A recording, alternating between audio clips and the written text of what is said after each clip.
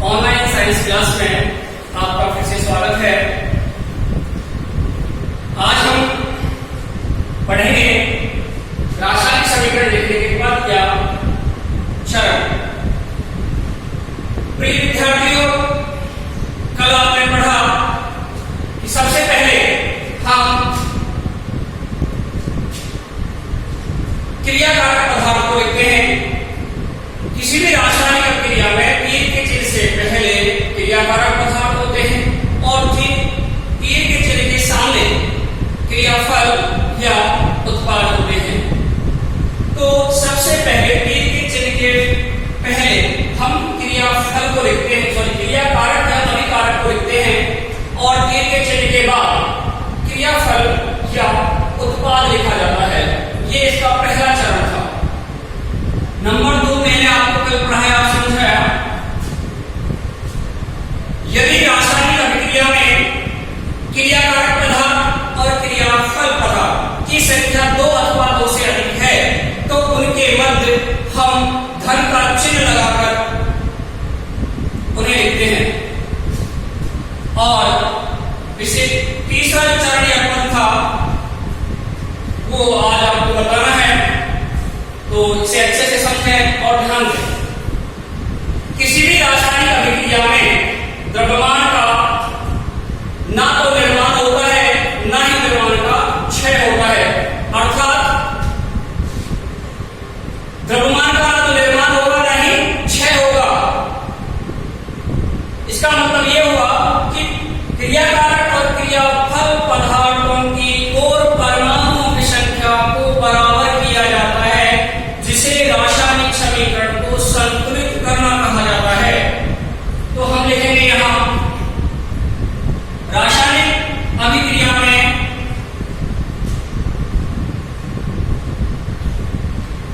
रासायनिक अभिक्रिया में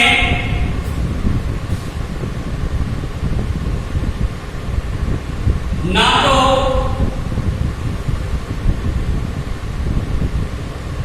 द्रव्यमान का निर्माण होता है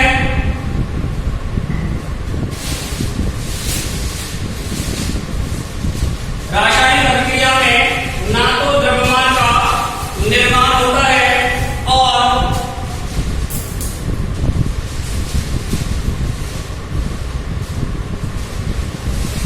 ना ही क्षय होता है।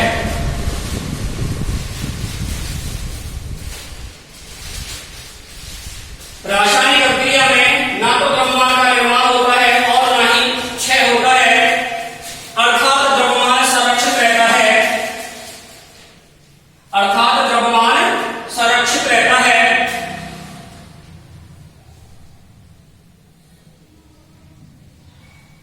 अर्थात द्रव्यमान संरक्षित रहता है, नियत रहता है, संरक्षित रहता है, एक ही बात है। इसके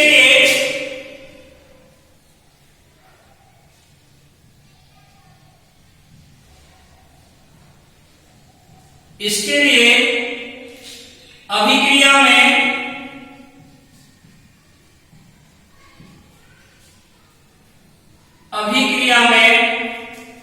क्रियाकारक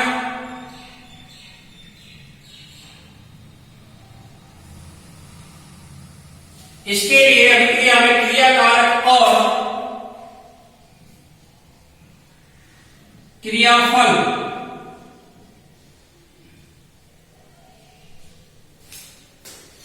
के परमाणुओं की संख्या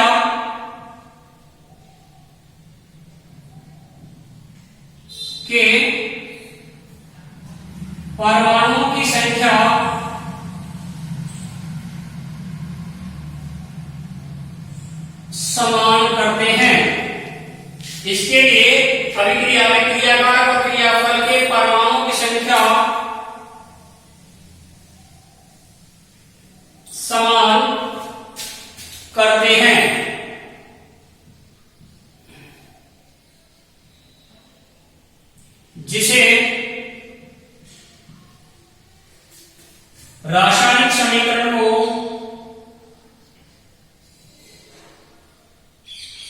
जिसे रासायनिक समीकरण को संतुलित करना कहते हैं। संतुलित करना कहते हैं।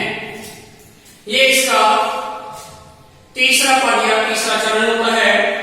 क्रियाकारक और क्रियाफल पदार्थों में उनके जो परमाणु होते हैं उन्हें बराबर करते हैं। जैसे Mg+O2 तीर का चिन्ह MgO। क्रियाकारक पदार्थ की तरफ Mg का एक परमाणु है, ऑक्सीजन के दो परमाणु हैं, जबकि क्रियाफल पदार्थ की तरफ Mg का भी एक ही परमाणु है और ऑक्सीजन का भी एक ही परमाणु है। इसलिए इस अभिक्रिया को या रासायनिक समीकरण को संतुलित करते हैं तो दोनों ओर के परमाणु की संख्या बराबर करते हैं। ऑक्सीजन यहाँ दो होने के कारण हम यहाँ दो को लगाएंगे। अब Mg भी दो हो गया, इसलिए इसको यहाँ दो, तो यहाँ Mg के परमाणु दो, ऑक्सीजन के दो, ऐसे यहाँ Mg के दो और ऑक्सीजन के दो हो जाते हैं। इसे रासायनिक समीकरण को संतुलित करना कहते हैं। चौथा पद या चौथा जो चरण है वो है रासायनिक समीकरण को संतुलित करने की विधि है, उसका नाम होता है अनुमान विधि। लिखेंगे हम यहां रासायनिक समीकरण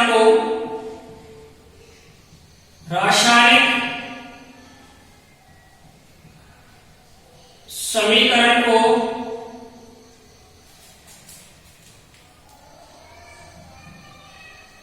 अनुमान विधि से, अनुमान विधि, अनुमान विधि अंग्रेजी में से कहते हैं hit and trial Vidhi. Hit and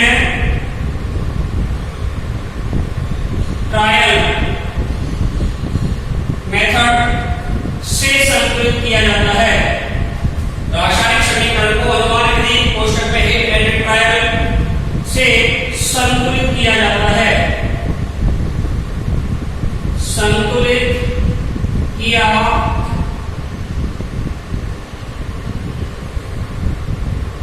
जाता है। ये इसका चौथा पद या चौथा चरण है। इस प्रकार से रासायनिक समीकरण लिखने के चार पद या चार चरण हो जाते हैं। इसके बाद पांचवा पद अथवा पांचवा जो चरण है वो क्या है उसे समझे। रासायनिक समीकरण को संतुलित करने के बाद जब रासायनिक समीकरण में क्रियाकारक और क्रियाफल पदार्थों के परमाणु की संख्या जब बराबर हो जाती है दोनों ओर, क्रियाकारक की तरफ और क्रियाफल की तरफ, तो उसके बाद हम क्रियाकारक पदार्थ और क्रियाफल पदार्थों की भौतिक अवस्था को देखते हैं और भौतिक अवस्था को देखने के बाद इंटरप्रेट करते हैं कि कौन सा पदार्थ किस अवस्था में है। इसके लिए उनके नीचे कोष्टक में ठोस के लिए S, द्रव के लिए L और गैस अवस्था के लिए G लिखकर प्रदर्शन करते हैं। जैसे C+O2 CO2, यहां कार्बन ठोस अवस्था में होता है, इसके नीचे हम S लिखेंगे कोष्टक में ऐसे। ऑक्सीजन दुनिया गैस अवस्था में है, इसलिए G लिख दिया कोष्टक में, गैस को G से प्रदर्शित करेंगे। और कार्बन डाइऑक्साइड में गैस है तो इसको G से प्रदर्शित करेंगे। इस प्रकार से नीचे कोष्टक है, उनके नीचे सॉलिड है, ठोस होता है उसे गैस के द्वारा, द्रव को द्रव पदार्थ होता है उसे स्मॉल a से प्रदर्शित करेंगे और इसी प्रकार जो गैस होती है उसे स्मॉल g से प्रदर्शित करते हैं। रासायनिक अभिक्रिया में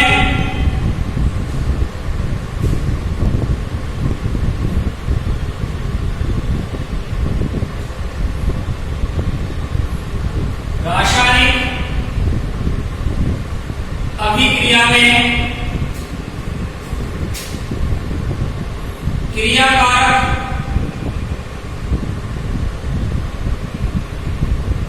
और उत्पादों को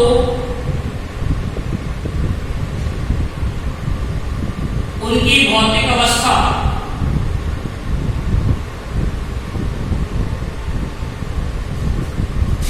उनकी भौतिक अवस्था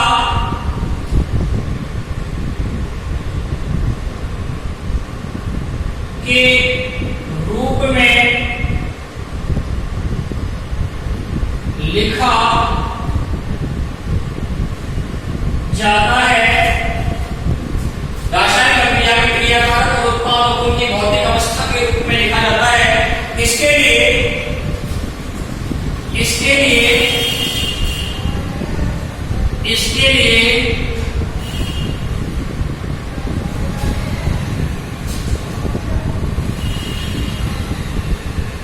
ठोस को S से द्रव को स्मॉल l से और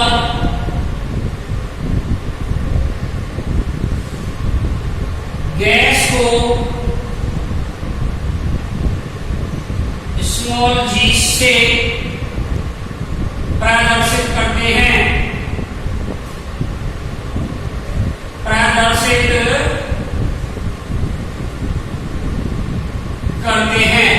ये इसका 5वां पद है। किसी भी रासायनिक अभिक्रिया में क्रियाकारक और उत्पादों को उनकी भौतिक अवस्था के रूप में लिखा जाता है। भौतिक अवस्था के रूप में कैसे लिखा जाएगा? जैसे मैंने आपको बताया, कार्बन ऑक्सीजन CO2 का निर्माण कर रहे हैं, तो कार्बन जैसे सॉलिड S ठोस अवस्था में है तो उसके नीचे S से लिखा जाएगा। द्रव अवस्था को स्मॉल l छोटे l से दिखाया जाता है और गैस को छोटे g से प्रदर्शित किया जाता है। ये उसकी भौतिक अवस्थाओं का वर्णन हो गया। छठवां जो पद है इसका वो है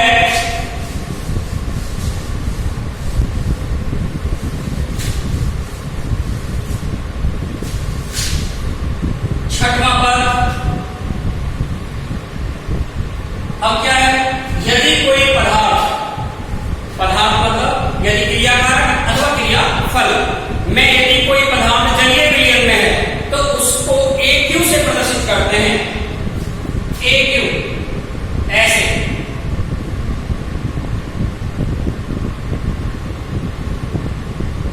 किसी अभिक्रिया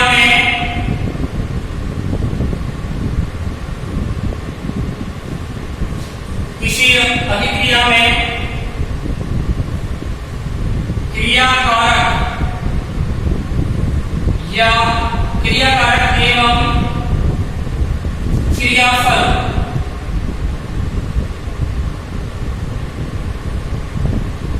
किसी अभिक्रिया में क्रियाकारक एवं क्रियाफल जलीय विलयन के रूप में है।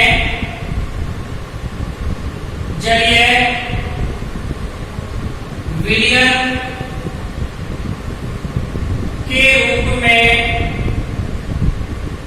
है तो उसे AQ लिखकर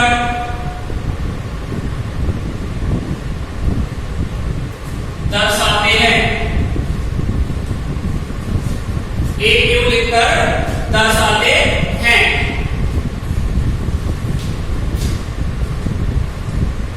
सातवीं विशेषता, अच्छा इसका एक एग्जाम्पल देखो। जैसे CaO कैल्शियम ऑक्साइड है, ये जल के साथ अभिक्रिया करता है। जब कैल्शियम ऑक्साइड को जल में डाला जाता है तो यह जल में विलय हो जाएगा और विलय होकर CaOH का होल्ड ट्वाइस कैल्शियम हाइड्रोक्साइड बनाता है। क्या बनाएगा? कैल्शियम हाइड्रोक्साइड बनाएगा। ये सॉलिड होता है, ये लिक्विड होता है और ये AQ अवस्था में होता है, जलीय विलयन अवस्था में होता है। इस प्रकार से यदि किसी रासायनिक अभिक्रिया में क्रियाकारक और क्रियाफल जलीय विलयन के रूप में है तो उससे AQ से लिखा जाता है। इसका ये उदाहरण है। इसके बाद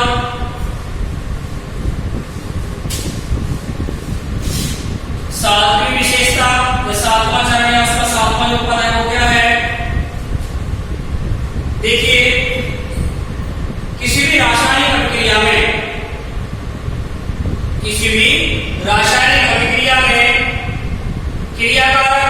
और क्रियाफल, क्रियाकारक अथवा क्रियाफल।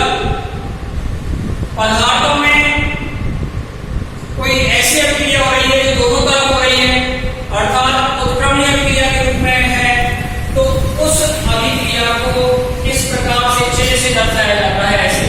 तो यहां लिखेंगे हम रासायनिक अभिक्रिया में यदि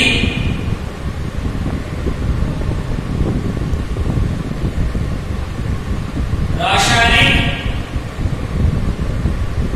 अभिक्रिया में यदि उत्क्रमणीय अभिक्रिया है, यदि उत्क्रमणीय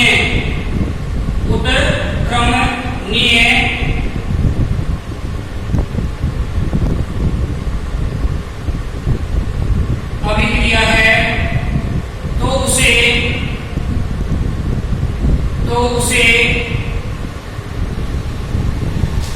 चिन्ह द्वारा, ये उत्क्रमणीय चिन्ह होता है, चिन्ह द्वारा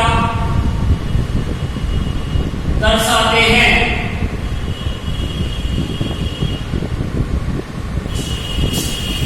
ये इसके 7वां चरण हो गया। 8वां चरण है, 8वां चरण क्या है? यदि कोई अभिक्रिया ऊष्माक्षेपी है,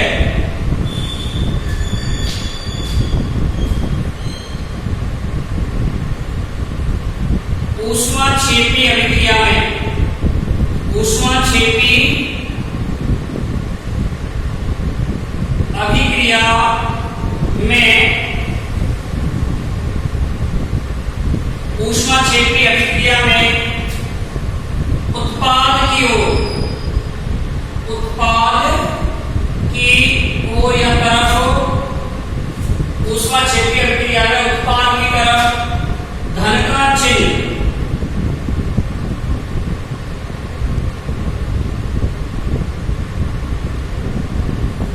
लगाकर, धन का चिन्ह लगाकर ऊष्मा की मात्रा को लिखा जाता है, ऊष्मा की मात्रा को लिखा जाता है। ऊष्माक्षेपी अभिक्रिया वह अभिक्रिया होती है जिसे संपन्न होने में ऊष्मा बाहर निकलती है, ऊष्मा उत्पन्न होती है, वह अभिक्रिया ऊष्माक्षेपी अभिक्रिया कहलाती है। इस अभिक्रिया में उत्पाद की तरफ क्रियाकारक और क्रियाफल यानी उत्पाद, इसकी तरफ यहाँ पर धन का चिन्ह लगाकर क्या लिखना होता है? ऊष्मा लिखनी होती है, उसकी मात्रा लिखनी होती है। ऐसी अभिक्रिया को ऊष्माक्षेपी के रूप में प्रदर्शित किया जाएगा। जबकि ऊष्मा शोषी अभिक्रिया में, जबकि ऊष्मा शोषी अभिक्रिया में, ऊष्मा शोषी अभिक्रिया में उत्पाद की ओर ऋण का चिन्ह, ऋण का चिन्ह लगाकर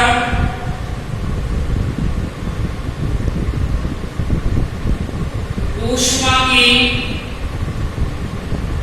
मात्रा को लिखा जाता है। ये इसका 8वां पद या 8वां चरण हो गया। एक टाइप और रह रहा है इसका, वो है यदि किसी अभिक्रिया में कोई उत्प्रेरक भाग ले रहा है तो उसे तीर चिन्ह के ऊपर लिखकर व्यक्त किया जाता है। ये 8वां पद हो गया। 8वें पद के बाद 9वां पद, 9वां पद किसी अभिक्रिया में, किसी अभिक्रिया में उत्प्रेरक को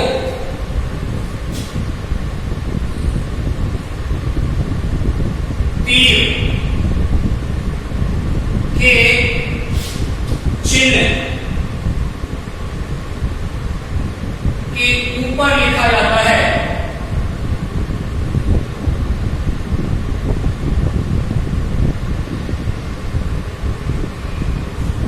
किसी अभिक्रिया में उत्प्रेरक को तीर के चिन्ह के ऊपर लिखा जाता है, जैसे CH2 डबल बॉन्ड CH2, ये एथीन होती है।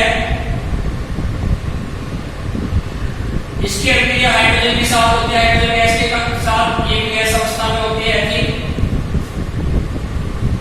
ये लिपिड उत्प्रेरक की उपस्थिति में अभिक्रिया संपन्न होती है, जो 473 केल्विन ताप और 100 एटमॉस्फेयर वायुमंडलीय दाब पर संपन्न होती है, और ये बनाता है एथेन से बनता है एथेन। ये एथेन का हाइड्रोजन एटम कहलाता है, ये एथेन होता है।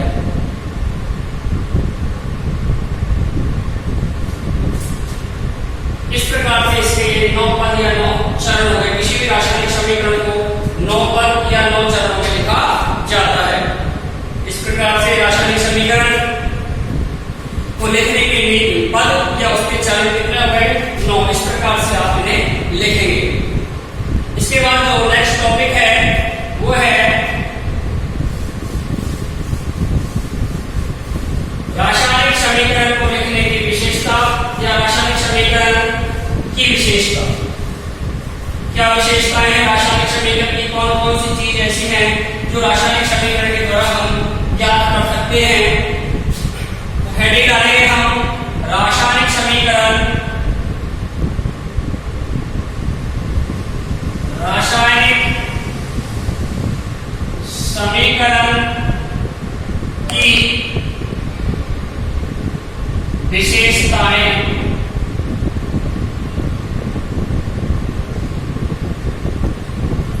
रासायनिक समीकरण की विशेषताएं।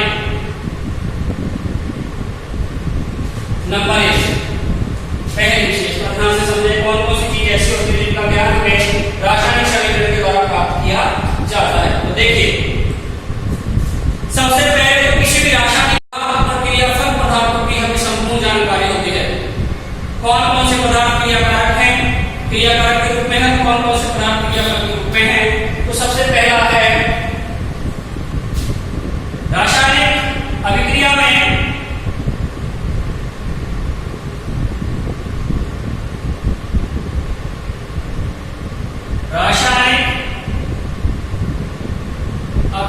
में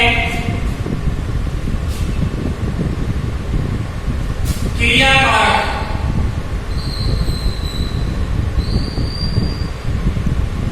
और क्रियाफल की संपूर्ण जानकारी प्राप्त होती है, कि संपूर्ण जानकारी प्राप्त होती है।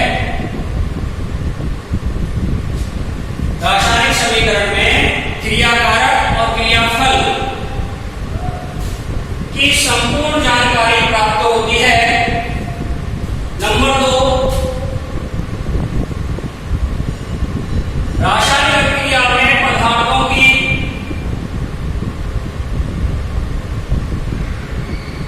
रासायनिक अभिक्रिया में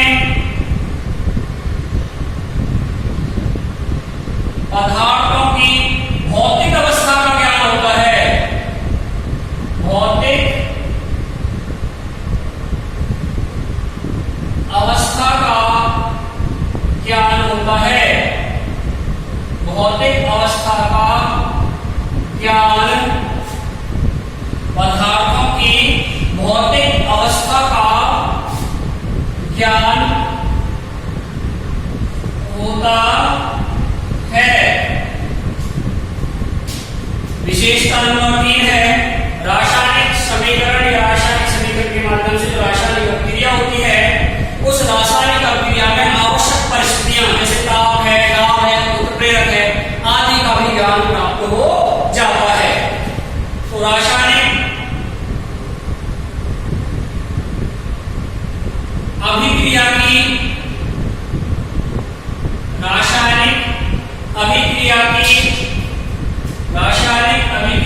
की आवश्यक परिस्थितियां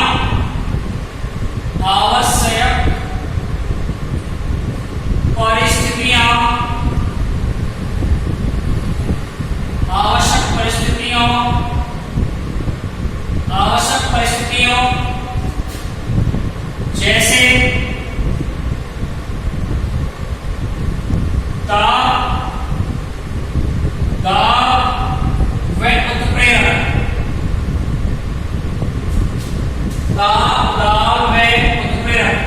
आदि की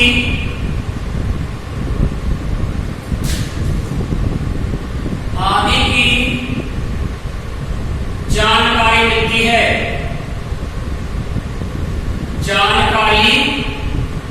मिलती है। रासायनिक अभिक्रिया भी थोड़ी देर पहले हमने बताया था आपको, CH2 डबल बॉन्ड CH, ये एथीन था।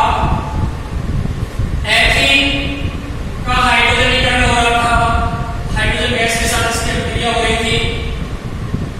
ये निकेल उत्प्रेरक 473 केल्विन ताप और 100 एटमॉस्फेयर वायुमंडलीय दाब पर यह अभिक्रिया संपन्न हो रही थी और इससे प्राप्त हो रहा था एथेन। यह अभिक्रिया उत्प्रेरक ताप और दाब की उपस्थिति में संपन्न हो रही है। तो इन सब का पता हमें रासायनिक अभिक्रिया से प्राप्त हो जाता है। तो तीन जानकारियां हो गई, एक तो क्रियाकारक और क्रियाफल की संपूर्ण जानकारी प्राप्त हो जाती है। रासायनिक अभिक्रिया में पदार्थ जो है उनकी भौतिक अवस्था का पता चल जाता है और रासायनिक अभिक्रिया की आवश्यक परिस्थितियां जैसे ताप है, दाब है, ताप है आदि की जानकारी भी हमें प्राप्त हो जाती है। नंबर 14 है रासायनिक अभिक्रिया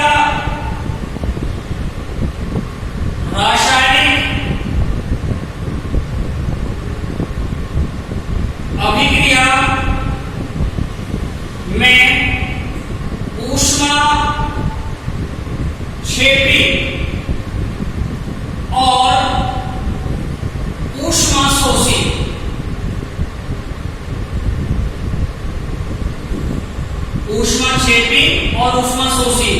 की जानकारी प्राप्त होती है,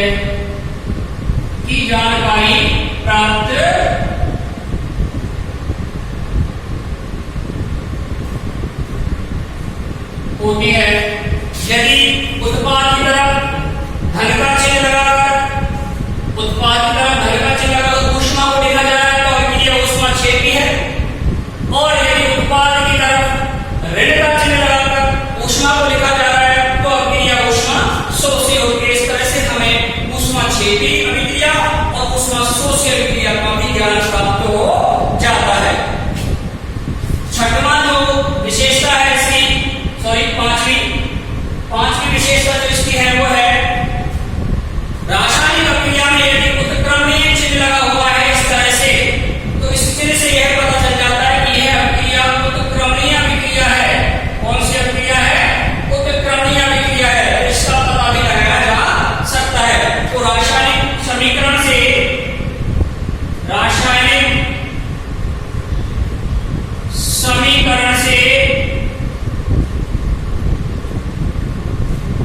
उत्क्रमणीय अभिक्रिया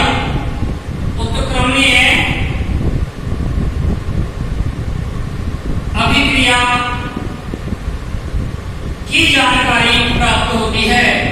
उत्क्रमणीय अभिक्रिया की जानकारी प्राप्त